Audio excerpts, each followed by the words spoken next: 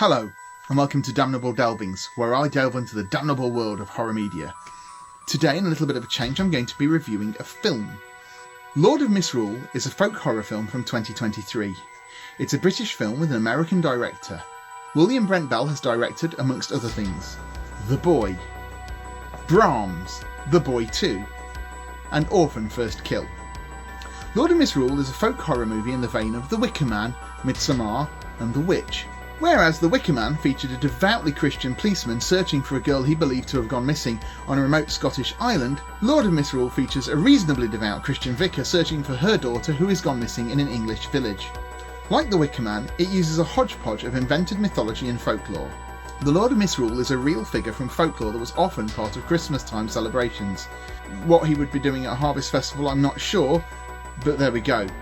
He's kind of a master of mischief. There is also a dark nature spirit invoked within the film. This spirit is called Gallogog, and I assume has been invented specifically for the mythology of this film because I can find no information about any character relating to that name. The film is centred around the villagers' harvest festival. Grace, the daughter of the protagonist Rebecca, has been chosen to represent the angel for the festival. Rebecca is uneasy with this as she feels the festival relates to pagan rites and isn't really appropriate for her as a vicar to be too supportive of it.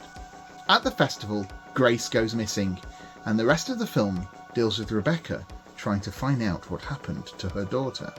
At the same time, she discovers the dark history of the people of the village and of the village itself. First of all, let's talk about what's good about Lord of Misrule. It looks really good. There's a real sense of depth and age. The production design is fantastic. The buildings the characters inhabit feel like real places that real people live in. There's a sense of history and place to everything. Although the folkloric elements of the film have been invented or appropriated, they do feel accurate, particularly at the beginning of the film during the festival itself, where we see some sort of mummers play which does strike very true. The music is well done. There are solid performances throughout the film.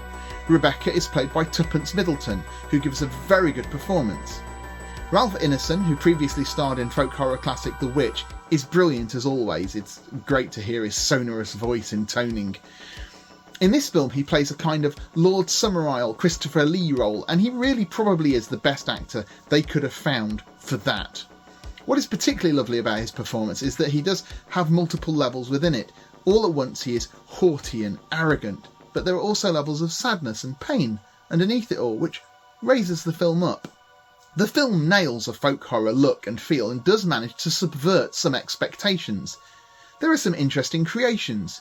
There's a repeated motif of people pulling out a lock of hair, suggesting some level of sacrifices necessary for their faith. Now, in terms of the negatives, while it does subvert some expectations, it also kind of treads a more well-worn route through folk horror. Much of what is in this film is things that we have seen before in folk horror films. It features an invented mythology.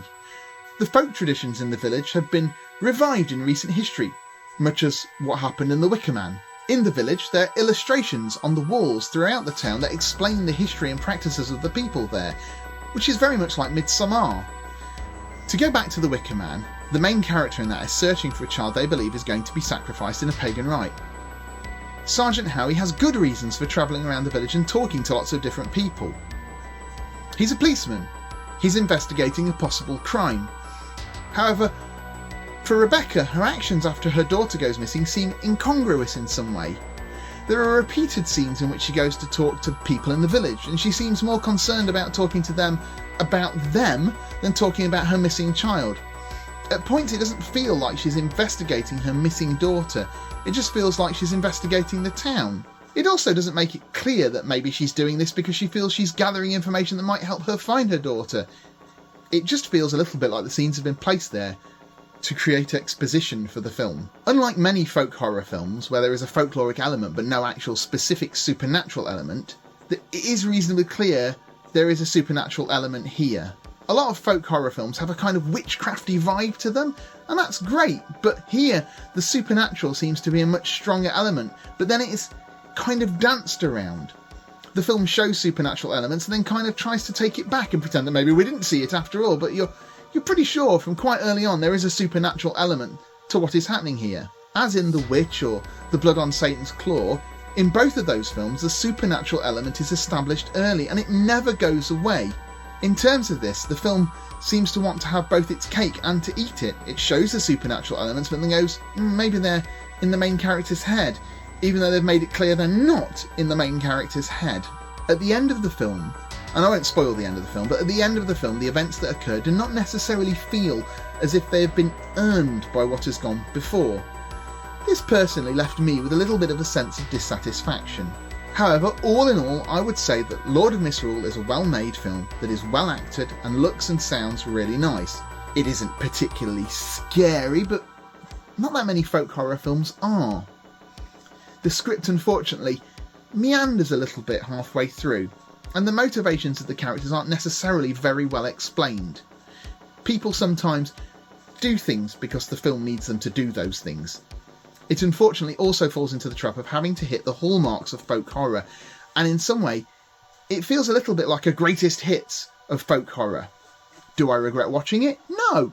It's an entertaining enough way to pass an hour and a half. I feel like the people that made it really wanted to make the best film they possibly could, and I feel that, despite having an American director, it really does feel terribly British.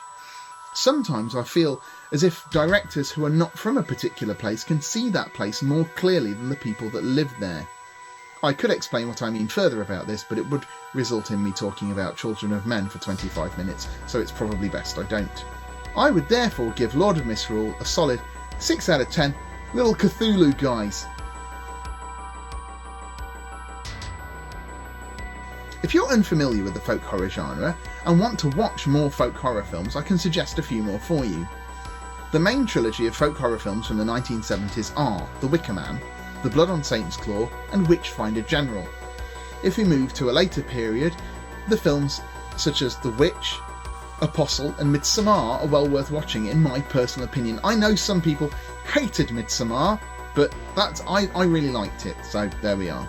Ben Wheatley has also made some folk horror films that are well worth seeing, such as Kill List, A Field in England, In the Earth and the absolutely brilliant Sightseers, which manages to mix folk horror with extremely bleak black comedy, which is chef's kiss.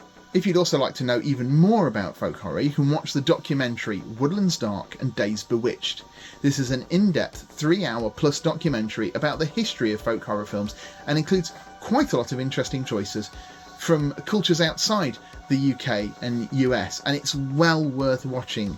Just watch it with a pen and paper so you can write down a list of all the films that you want to watch from it. That has been my damnable delve into the world of the Lord of Misrule. It's now available on streaming, and if you're looking for a not particularly challenging folk horror movie to watch tonight, why not give it a try?